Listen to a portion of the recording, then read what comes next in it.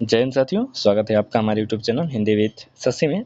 तो जो हमने यूजीसी नेट के लिए कार्यक्रम शुरू किया था, उस क्रम में सबसे पहले हम हिंदी कहानी पढ़ रहे थे और कहानियों के क्रम में आज हमें कहानी पढ़नी है इंस्पेक्टर मातादीन चांद पर, जो कि हरिशंकर परसाई के द्वारा लिखा गया एक प्रसिद्ध व्यंग है। तो बिना देर की वीडियो को शुरू करते हैं। और करना क्या है, बस आपको इत्मीनान से पढ़ाई करनी है, क्योंकि पढ़ाई ही आपका अंतिम चयन का आधार है। और आप चाहते हैं आज के परिवेश में, आज का जो कंपटीशन का युग चल रहा है उसमें आप चाहते हैं सफल होना, तो आपके लिए एकमात्र साधन है कि एकदम अच्छा से मेहनत करना पड़ेगा। तो ज़्यादा आपसे बातें नहीं करेंगे, क्योंकि आप उस लेवल पे हैं कि आपको चीज़ें खुद से खुद पता है कि आपको क्या करना है और कैसे करना है। तो ये जो नोट्स मैंने बनाया है, ये 3-4 जगह से अलग अलग नोट्स का संकलन है, ताकि आपको कम समय में एक अच्छा कंटेंट दे पाएँ।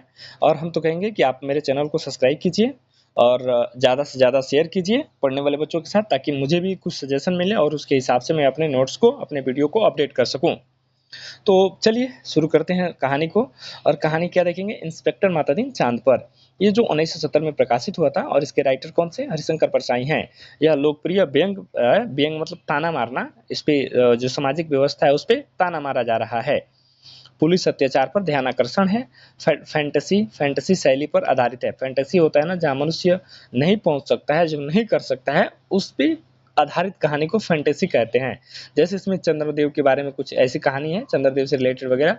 तो ये तो पॉसिबल नहीं है कि चंद्रदेव पर कोई जाएगा ना, वहाँ कोई इंसान है, तो क्या फैंटेसी है, लेकिन उस पर कहानी है और अच्छा भी लगता है और हो भी सकता है, और समाज का जो आईना के रूप में काम भी कर रहा है।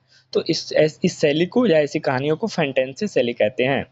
कहानी संग्रह ठिठुरता हुआ गणतंत्र इनका एक आया था 1970 में, उसी में एक कहानी संकलित है। अब हम लेखक के बारे में और जानेंगे। तो लेखक के बारे में क्या, इनका जन्म जो हुआ था ना 1922 में हुआ था।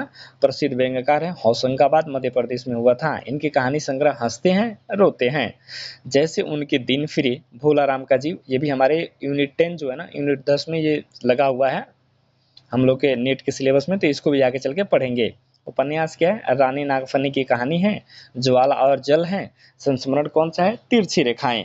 लेख संग्रह इनका देखेंगे, तब की बात और थी, भूत के पांव पीछे, प्रेमचंद्र के फटे जूते, माटी कहे पुकार के, आवारा भीड़ के खतरे, पगडंडियों का जमाना, शिकायत मुझे भी है, सदाचार की ताबीज, विकलांग श्रद्धा का दौर, तुलसीदास चंदन घिसे, हम इस उम्र से वाकिफ हैं। क्या मतलब टाइटल है यार, मन खुश हो जाता है।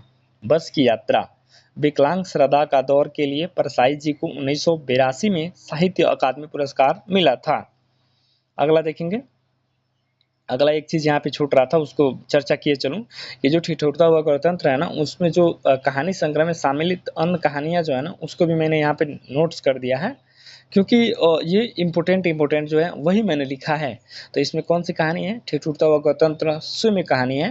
कर कमल हो गए वह जो आदमी है ना, राम की लुगाई और गरीब की लुगाई, ये भी देखेंगे। सदगुरु का कहना, हम बिहार में चुनाव लड़ रहे हैं, छोटी सी बात, इंस्पेक्टर मातादीन चांद पर, फिल्मी रोमांच, प्रेम पुजारी, अगर मैं फिल्म बनाता, मुखड़ा क्या देखे, सब टेनेंट की कथा, फोन टालने की कला, चांद पर नहीं जा सका, ग्रांट अभी तक नहीं आई, तटस्थ, बारात की वापसी, एक सुपरमैन, 5 लोक कथाएं, ये सब प्रसिद्ध कहानियां हैं जो कि ठिठुरता हुआ गणतंत्र कहानी संग्रह में शामिल है। तो एग्जाम में उससे भी सवाल बनते हैं, इसीलिए एक बार आपको इसको देख लेना पड़ेगा। अब हम बात कर लेंगे मुख्य पात्र। तो मुख्य पात्र देखेंगे, मुख्य पात्र कौन है, मातादीन है, जो कि सीनियर पुलिस इंस्पेक्टर हैं। उसके बाद से पृथ्वी से चांद पर सलाहकार के रूप में गए हैं। चूंकि चांद की विधि व्यवस्था इनको सुधारनी है, इसलिए वहां इनको भेजा गया है। अब एक कोतवाल है, चांद के पुलिस स्टेशन का कोतवाल है। अब्दुल गफ्फूर है, मुंशी है, जो कि भारतीय पुलिस में है। बलभद्र कौन है, हवलदार है। और राम सजीवन कौन है, हवलदार है। तो ये रही कहानी। अब हमारी कहानी शुरू होती है। तो यहाँ से देखेंगे, इंस्पेक्टर मातादीन चांद पर। वैज्ञानिक कहते हैं कि चांद पर जीवन नहीं है।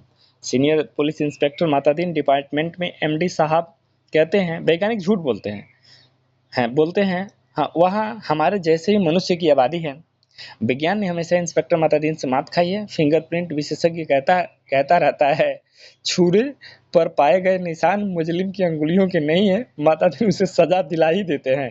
अब कहानी को पढ़ेंगे, हंसते हंसते लोटपोट हो जाएंगे, इतनी अच्छी कहानी है।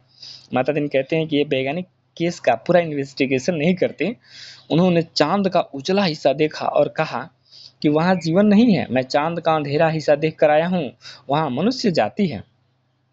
क्या यह बात सही है क्या? सही है, क्योंकि अंधेरे पक्ष के मातादीन माहिर माने जाते हैं। पूछा जाएगा, इंस्पेक्टर मातादीन चाँद पर क्यों गए थे? टूरिस्ट की हैसियत से या किसी फरार अपराधी को पकड़ने? नहीं, वे भारत की तरफ से सांस्कृतिक आदान-प्रदान करने के अंतर्गत गए थे। चाँद सरकार ने भारत सरकार को लिखा था कि यूँ हमारी सभ्यता बहुत आगे बढ़ी है, पर हमारी पुलिस में पर्याप्त सक्षमता नहीं है कि वो अपराधी का पता लगाने और उसे सज़ा दिलाने में अक्सर असफल नहीं होती। सुना है आपके यहाँ रामराज है? मेहरबानी करके किसी पुलिस ऑफिसर को भेजें जो हमारी पुलिस को शिक्षित कर दे। गृह मंत्री ने सचिव से कहा, किसी आईजी को भेज दो। सचिव ने कहा, नहीं सर, आईजी नहीं भेजा जा सकता, प्रोटोकॉल का सवाल है। चांद हमारा एक क्षुद्र उपग्रह है, आईजी रैंक के आदमी को नहीं भेजेंगे, किसी सीनियर इंस्पेक्टर को भेज सकता हूँ।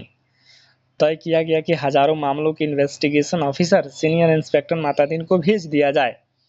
चांद की सरकार को लिखा गया कि आप मातादीन को लेने के लिए पृथ्वीयान भेज दीजिए। आप देखेंगे कैसे कैसे शब्द इस्तेमाल किए गए हैं। पुलिस मंत्री ने मातादीन को बुलाकर कहा, तुम भारतीय पुलिस की उज्जवल परंपरा के दूत की हैसियत से जा रहे हो। ऐसा काम करना कि सारे अंतरिक्ष में डिपार्टमेंट की ऐसी जय जयकार हो कि प्रधानमंत्री भी सुनाई पड़ जाए। मातादीन की यात्रा के दिन आ गए। एक यान अंतरिक्ष अड्डे पर उतरा। मातादीन सबसे विदा लेकर यान की तरफ बढ़े। वे धीरे धीरे कहते जा रहे थे, प्रवीष नगर कीजे सब राजा, हृदय राखे कौशलपुर राजा। ये प्रमुख पंक्तियां आप याद रख लीजिएगा, ये इंपॉर्टेंट है, एग्जाम में ये क्वेश्चन के रूप में बन सकता है। मैंने इसको अंडरलाइन भी कर दिया है, क्योंकि जो नोट्स में मैं सम्मिलित नहीं कर पाया हूँ उसको मैं यहाँ अंडरलाइन कर देता हूँ, ताकि आप कम से कम उसको शामिल कर लें। फिर कह रहे हैं, यान के पास पहुंचकर मातादीन ने मुंशी अब्दुल गफूर को पुकारा। मुंशी, आगे क्या है? गफूर ने एडी मिलाकर सैल्यूट फटकारा। जी जी पेक्सा नहीं, इंस्पेक्टर को पेक्सा बोल रहा है। FIR रख दी है, जी पेक्सा। और रोज नामचे का नमूना, जी पेक्सा। वे यान में बैठने लगे। हवलदार बलभद्र को बुलाकर कहा, हमारे घर में जचकी के वक़्त अपने खटला को मदद के लिए भेज देना। बलभद्र ने कहा, जी पेक्सा। गफूर ने कहा, आप बेफिक्र रहे पेक्सा, मैं अपने मकान पत्नी को भेज दूंगा खिदमत के लिए। मातादीन ने यान के चालक से पूछा, ड्राइविंग लाइसेंस है? जी है साहब। और गाड़ी में बत्ती ठीक है? जी ठीक है। मातादीन ने कहा, सब ठीक ठाक होना चाहिए, वरना हरामजादे का बीच अंतरिक्ष में चालान कर दूंगा। चंद्रमा से आए चालक ने कहा, हमारे यहाँ आदमी से इस तरह नहीं बोलते। मातादीन ने कहा, जानता हूँ बे, तुम्हारी पुलिस कमजोर है, अभी मैं उसे ठीक करता हूँ। मातादीन यान में कदम रख ही रहे थे कि हवलदार राम सजीवन भागता हुआ आया और बोला, पेक्सा, SP साहब के घर में से कहे हैं कि चांद से एड़ी चमकाने की पत्थर लेते आना। मातादीन खुश हुए और बोला, कह देना भाई साहब से जरूर लेते आऊंगा। वे यान में बैठे और यान उड़ चला। पृथ्वी के वायुमंडल से यान बाहर निकला ही था कि मातादीन ने चालक से कहा, अबे हॉर्न क्यों नहीं बजाता? चालक ने जवाब दिया, आसपास लाखों मील कुछ नहीं है। मातादीन ने डांटा, मगर रूल इज रूल, हॉर्न बजाता चल। अब देखेंगे पंक्तियां कितनी अच्छी हैं। उसके बाद से चालक अंतरिक्ष में हॉर्न बजाता हुआ यान को चांद पर उतार लाया। अंतरिक्ष अड्डे पर पुलिस अधिकारी मातादीन के स्वागत के लिए खड़े थे। मातादीन रौब से उतरी और उन अफसरों के कंधों पर नजर डाली। वहां किसी के स्टार नहीं थे, फीते भी किसी के नहीं लगे थे, लिहाजा मातादीन ने एड़ी मिलाना और हाथ उठाना जरूरी नहीं समझा। फिर उन्होंने सोचा कि मैं इंस्पेक्टर की हैसियत से नहीं, सलाहकार की हैसियत से आया हूँ। देखेंगे इंपोर्टेंट पंक्तियां हैं, इसको अंडरलाइन कर लेते हैं, आप अपने नोट्स में इसको शामिल कर लेंगे। मातादीन को वे लोग लाइन में लग गए और एक अच्छे बंगले में उन्हें टिका दिया। एक दिन आराम करने के बाद मातादीन ने काम शुरू किया और पहले उन्होंने पुलिस लाइन का मुलाहजा किया। शाम को उन्होंने आईजी से कहा, हम आपके यहाँ पुलिस लाइन में हनुमान जी का मंदिर नहीं है? हमारे रामराज में पुलिस लाइन में हनुमान जी हैं। आईजी ने कहा, हनुमान कौन थे? हम नहीं जानते। मातादीन ने कहा, हनुमान का दर्शन कर कर्तव्यपरायण पुलिस वालों के लिए जरूरी है। हनुमान सुग्रीव के यहाँ स्पेशल ब्रांच में थे। उन्होंने सीता माता का पता लगाया। एबडक्शन का मामला था, दफा 362। हनुमान जी ने रावण को सजा वही दे दी, उसकी प्रॉपर्टी में आग लगा दी। पुलिस को यह अधिकार होना चाहिए कि अपराधी को पकड़ा और वहीं सजा दे दी, अदालत में जाने का झंझट ही नहीं। मगर यह सिस्टम अभी हमारे रामराज में चालू नहीं हुआ है। हनुमान जी के काम से भगवान राम बहुत खुश हुए। वे उन्हें अयोध्या ले आए और टॉन ड्यूटी में तैनात कर दिया। वही टॉन ड्यूटी नहीं, ऑन ड्यूटी में तैनात कर दिया। वही हनुमान हमारे आराध्य देव हैं, मैं उनकी फोटो लेते आया हूँ। उस पर से मूर्तियां बनवाइए और पुलिस लाइन में स्थापित करवाइए। थोड़े ही दिनों में चांद की हर पुलिस लाइन में हनुमान जी स्थापित हो गए। माता दीन ने उन कारणों का अध्ययन कर रहे थे जिनसे पुलिस लापरवाह और अलाल हो गई। वह अपराधों को ध्यान नहीं देती, कोई कारण नहीं मिल रहा था। एकाएक उनकी बुद्धि में एक चमक आई और उन्होंने मुंशी से कहा, जरा तनख्वाह का रजिस्टर बताओ। तनख्वाह का रजिस्टर देखा तो समझ गए कारण पकड़ में आ गया। शाम को उन्होंने पुलिस मंत्री से कहा, मैं समझ गया हूँ कि आपकी पुलिस मुस्तैद क्यों नहीं है। आप इतनी बड़ी तनख्वाहें देते हैं इसलिए। सिपाही को 500, थानेदार को 1000, ये क्या मजाक है? आखिर पुलिस अपराधी को क्यों पकड़े? हमारे यहाँ सिपाही को 100 और इंस्पेक्टर को 200 देते हैं, तो वे 24 घंटे जुर्म की तलाश करते हैं। आप तनख्वाहें फौरन घटाइए। पुलिस मंत्री ने कहा, मगर ये तो अन्याय होगा ना, अच्छा वेतन नहीं मिलेगा तो वे काम ही क्यों करेंगे? माता दी ने कहा, इसमें कोई अन्याय नहीं है। आप देखेंगे कि पहली घटी हुई तनख्वाह मिलते ही आपकी पुलिस की मनोवृत्ति में क्रांतिकारी परिवर्तन हो जाएगा। पुलिस मंत्री ने तनख्वाहें घटा दी और 2-3 महीनों में सचमुच बहुत फर्क आ गया। पुलिस एकदम मुस्तैद हो गई, सोते से एकदम जाग गई, चारों तरफ नजर रखने लगी। अपराधियों की दुनिया में घबराहट छा गई। पुलिस मंत्री ने तमाम थानों के रिकॉर्ड बुलाकर देखे, पहले से कई गुना अधिक केस रजिस्टर हुए थे। उन्होंने माता दी से कहा, मैं आपकी सूझ की तारीफ करता हूँ, आपने क्रांति कर दी, पर यह हुआ किस तरह? माता दी ने समझाया, बात बहुत मामूली है। कम तनख्वाह दोगे तो मुजरिम की गुजर नहीं होगी और 100 रुपये में सिपाही बच्चों को नहीं पाल सकता, 200 में इंस्पेक्टर ठाठ बाट नहीं मेंटेन कर सकता। उससे ऊपरी आमदनी करनी ही पड़ेगी और ऊपरी आमदनी तभी होगी जब वो अपराधी को पकड़ेगा, गरज की वो अपराधों पर नजर रखेगा। अब देखेंगे, ये पंक्ति भी अंडरलाइन कर लेंगे, ये भी इंपॉर्टेंट है। उसके बाद से कह रहा है कि सचेत, कर्तव्य परायण और मुस्तैद हो जाएगा। हमारे रामराज के स्वच्छ और सक्षम प्रशासन का यही रहस्य है। चंद्रलोक में इस चमत्कार की खबर फैल गई और लोग माता दीन को देखने आने लगे कि वो आदमी कैसा है जो तनख्वाह कम करके सक्षमता ला देता है। पुलिस के लोग भी खुश थे और कहते थे, गुरु आप इधर न पधारते तो हम सभी कोरी तनख्वाह से ही गुजर करते रहते। सरकार भी खुश थी कि मुनाफे के बजट कम होने वाला था। आधी समस्या हल हो गई, पुलिस अपराधी पकड़ने लगी थी। अब मामले की जांच विधि में सुधार करना रह गया था। अपराधी को पकड़ने के बाद उसे सजा दिलाना। माता दीन इंतजार कर रहे थे कि कोई बड़ा केस हो जाए तो नमूने के तौर पर उसका इन्वेस्टिगेशन कर बताएं। एक दिन आपसी मारपीट में एक आदमी मारा गया। माता दीन कोतवाली में आकर बैठ गए और बोले कि नमूने के लिए इस केस का इन्वेस्टिगेशन मैं करता हूँ, आप लोग सीखिए। यह कत्ल का केस है, कत्ल के केस में एविडेंस बहुत पक्का होना चाहिए। कोतवाल ने कहा, पहले कातिल का पता लगाया जाए तभी तो एविडेंस इकट्ठा किया जाए। माता दीन ने कहा, नहीं, उल्टे मत चलो, पहले एविडेंस देखो, क्या कहीं खून मिला किसी के कपड़ों या कहीं? एक इंस्पेक्टर ने कहा, हाँ, मारने वाले तो भाग गए थे, मृतक सड़क पर बेहोश पड़ा था। एक भला आदमी वहां रहता है, उसने उठाकर अस्पताल भेजा। उस भले आदमी के कपड़ों पर खून के दाग लग गए हैं। माता दी ने कहा, उसे फौरन गिरफ्तार करो। कोतवाल ने कहा, मगर उसने तो मरते हुए आदमी की मदद की थी।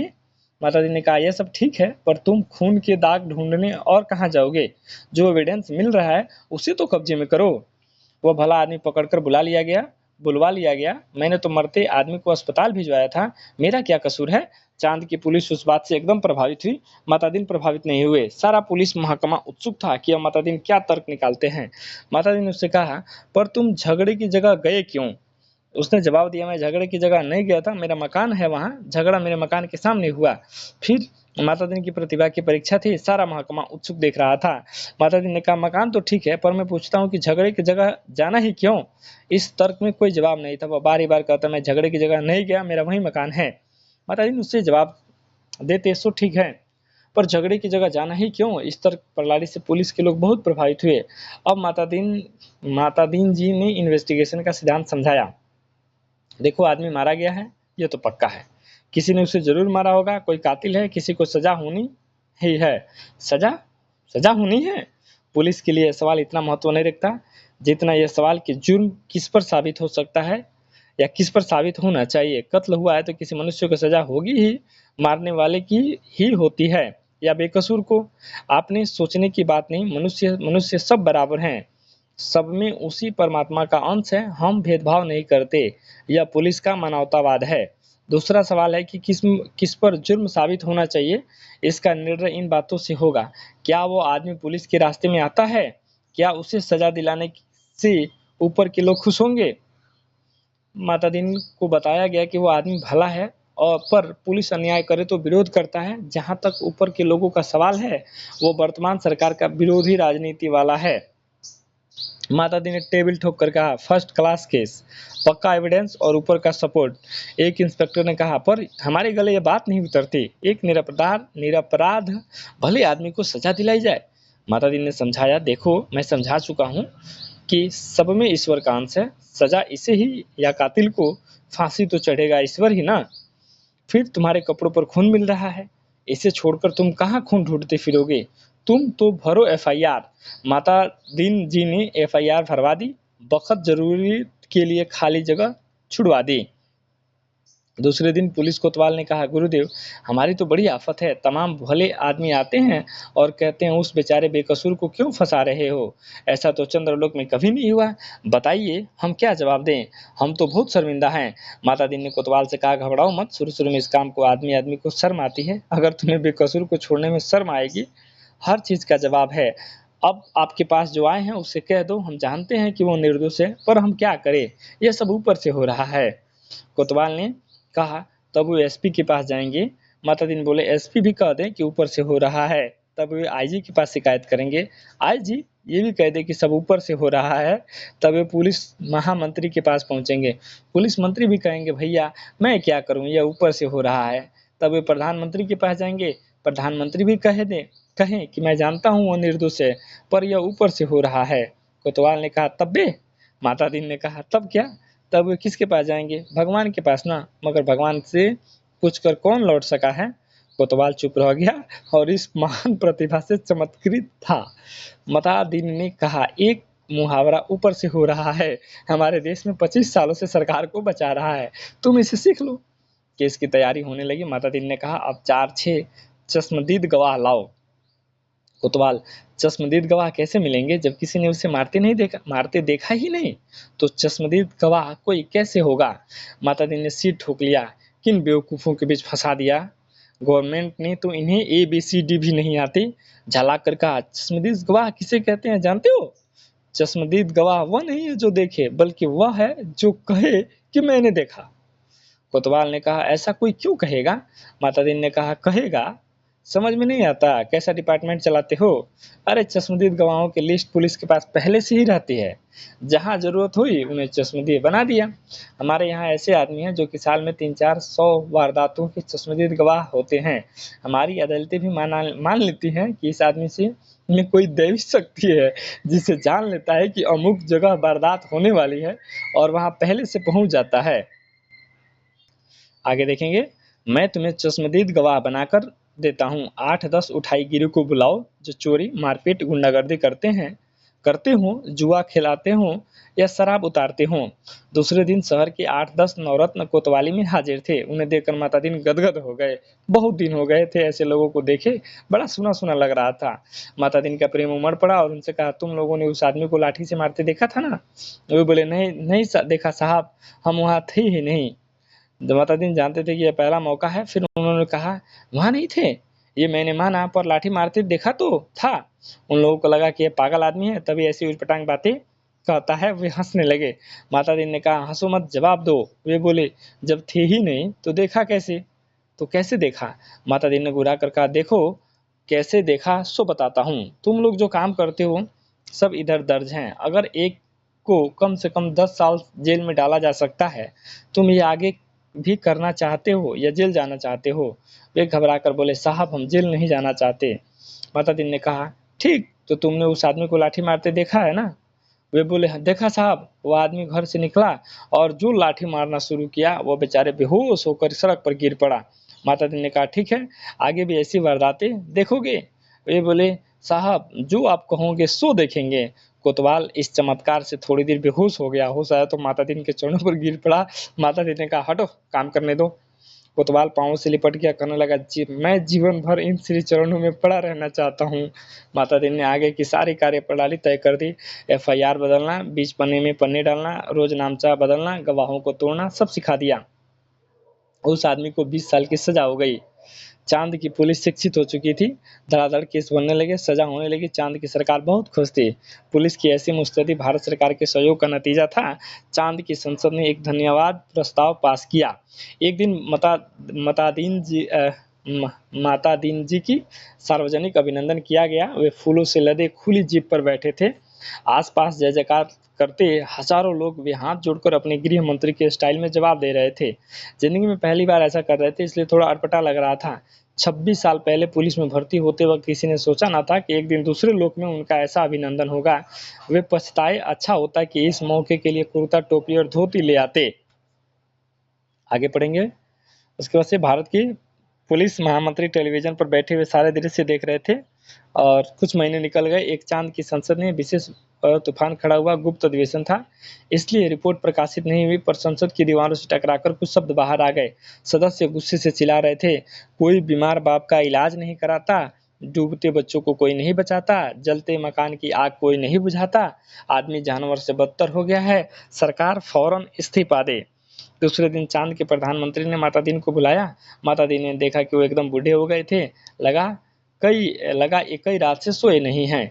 और वहाँ से होकर प्रधानमंत्री ने कहा, माता दीन जी, हम आपके और भारत सरकार के बहुत आभारी हैं। आप कल अपने देश लौट जाइए। माता दीन ने कहा, मैं तो टर्म खत्म करके ही जाऊंगा। प्रधानमंत्री ने कहा, आप बाकी टर्म का वेतन ले जाइए, डबल ले जाइए, ट्रिपल ले जाइए। ये भी देखेंगे, इंपॉर्टेंट पंक्तियां हैं, डबल ले जाइए, ट्रिपल ले जाइए। माता दीन ने कहा, हमारा सिद्धांत है, हमें पैसा नहीं काम प्यारा है। ये भी इंपॉर्टेंट पंक्ति देखेंगे। आखिर चांद के प्रधानमंत्री ने भारत प्रधानमंत्री को एक गुप्त पत्र लिखा। चौथे दिन माता दीन जी को वापस लौटने के लिए अपने आईजी का ऑर्डर मिल गया। उन्होंने एसपी साहब के घर के लिए एड़ी चमकाने का पत्थर यान में रखा और चांद से विदा हो गए।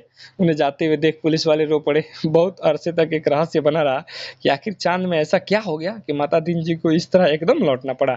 चांद के प्रधानमंत्री ने भारत के प्रधानमंत्री को लिखा था।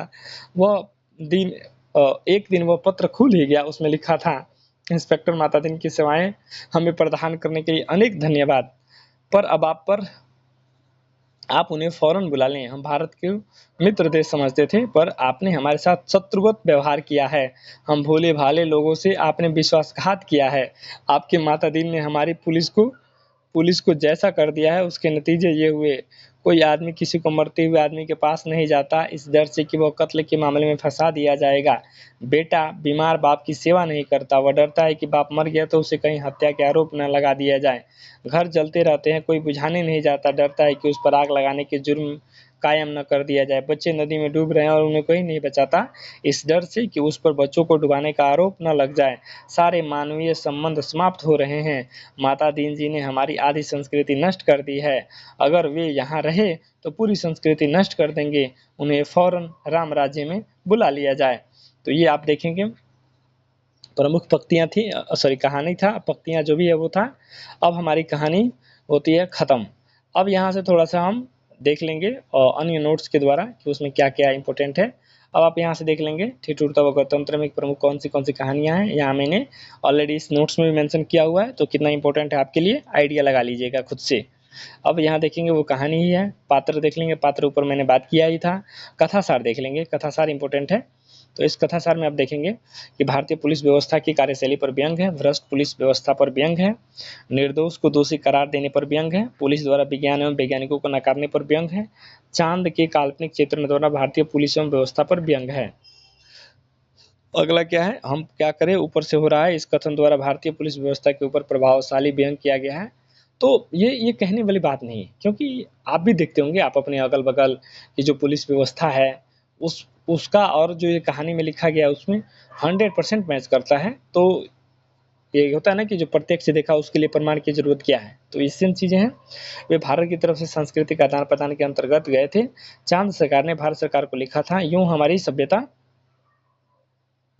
सभ्यता बहुत आगे बढ़ी है, पर हमारी पुलिस में सक्षमता नहीं है। वो अपराधी के पता लगाने और उसे सजा दिलाने में अक्सर सफल नहीं होती।